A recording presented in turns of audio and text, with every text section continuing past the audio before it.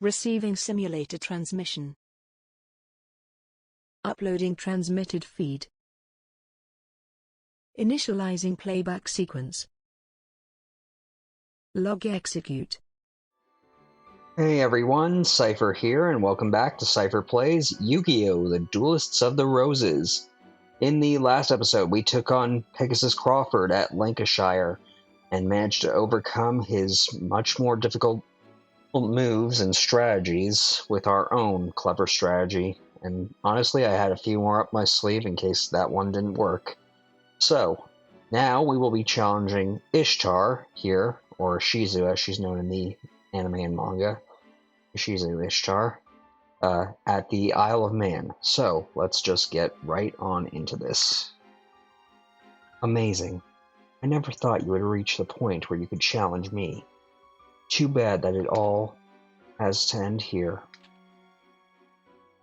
Well, not much to go on from that, and she certainly isn't lacking confidence, and honestly, from her field, it can be easily seen. Yeah, unlike most of the other characters we've faced up to this point, Ishtar, or Ishizu as I'm going to refer to her going forward, didn't really have her deck debut when this game came out. So the developers had to come up with a theme for her, since most of the duelists in this section had a theme. Like Rex had dinosaurs, Keith had machines, etc., etc. So her gimmick is that she has low power water monsters that'll benefit from the sea terrain and can survive in crushed terrain. So I am going to see what I can do, and I did add this Gate Guardian ritual just so that I could, well, I added it just so that I could get my deck cost down, because her deck cost is significantly lower than Pegasus's was, so hopefully we'll do alright. I don't have the best confidence in this, because I don't really have many cards that can survive in crushed terrain, so we'll just have to see what we can do. Okay, well, I'm just going to keep that there, and you know what, let's see if we can trick her into doing something a bit stupid. So, let's just send this Javelin Beetle Pact. Not that I can really use it, since I don't have the necessary cards to make use of it. But hopefully we can just trick her into at least something. And I don't remember if Crush Card destroys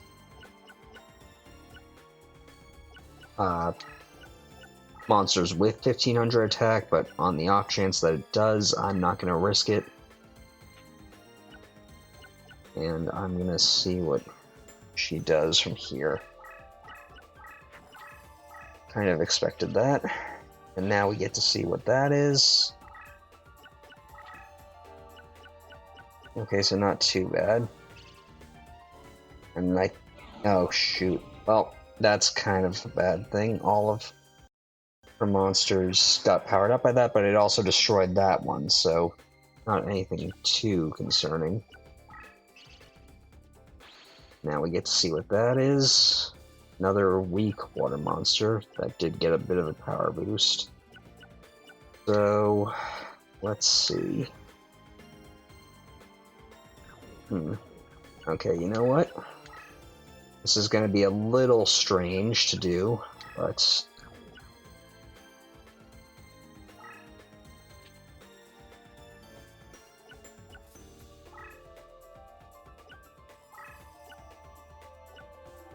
actually, did I already move? Yeah, I did. Okay. Well, let's just do this. Because Megamorph should affect Swordstalker. If not, I'm going to be in trouble, which thankfully it did. Not a major boost, but it'll affect any monster that I send out, and now I can get a strong attack on her deck leader. Another thing to remember about deck leaders is that when you attack them directly, you won't move on to the terrain that they're on, so you can attack them with a monster that... So if they're on crushed terrain like she is now, I could technically have Swordstalker attack her. Oh shoot, that's dangerous, because that actually turns all of the terrain it walks on into sea. Okay, well, she's now got a party means to actually take me down. Luckily, I also have a trap up my sleeve, and I'm going to stay in defense mode there. Okay, good. So, thankfully I had pulled just the right card to get out of that bind, because that Aqua Dragon is very dangerous. Like, it is one of the cards that I used the password system when I was a kid to help me win duels, because it just changed any terrain that it walked on to when initiating a battle to always have an advantage. Okay, Penguin Soldier. Now that you've got that...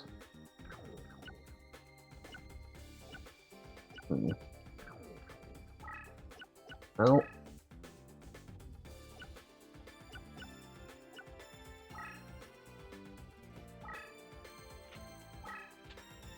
Let's just leave it like that, because maybe she'll be foolish and attack.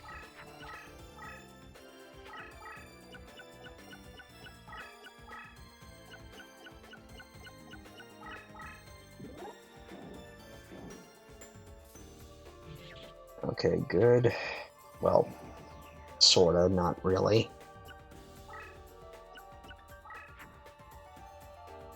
And now we actually have a means to end this duel.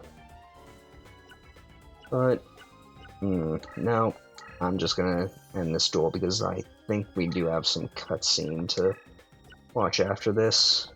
And I don't want to risk, because there is one card that she hasn't played yet, and it's another password card that I would use for the final duels of this game. A trap card known as Mirror Wall. Permanent trap. Whenever you launch an attack against Mirror Wall, it cuts your monster's attack in half. And it is very dangerous. She has it, and I do not want to deal with it. So let's just attack with Dream Clown and end this. Probably not going to get much in terms of slots since I didn't destroy many of her cards, but hey, this went a lot quicker than I thought it would. So let's see what we can get off of her. Huh. I guess she put more cards in her graveyard slot than I thought she would. Not that we got anything good off of it.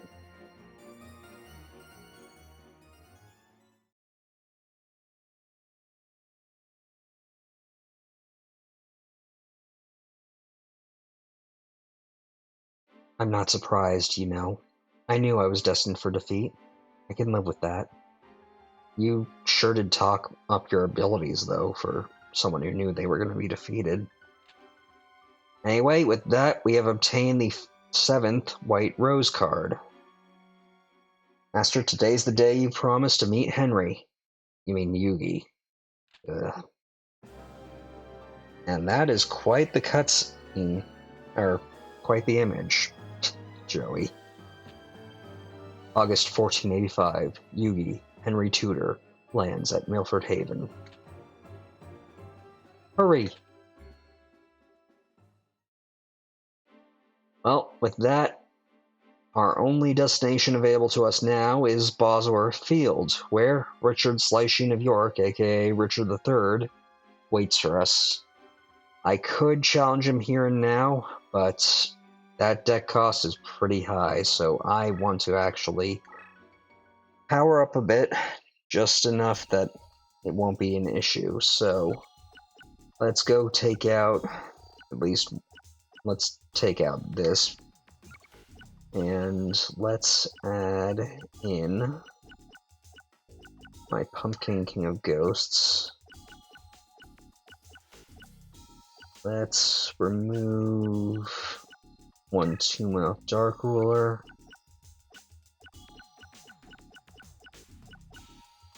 Let's add in a Tactical Warrior. Move that insect. What do we do? What do we add? And let's put in Labyrinth Tank.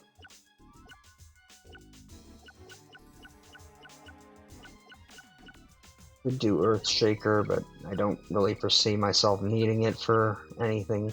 I will probably add it in at a later point, but that'll be for much later on.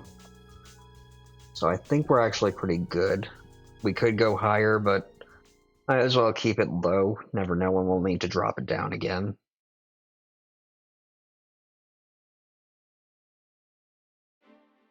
So with that, we can now challenge Richard's Lysheen of York, but I will not be doing that. I know that this is a shorter episode than I normally post, but I'd rather keep it to just Ishtar for this episode, even though I did just prepare my deck for this, but I'm sure you guys can understand.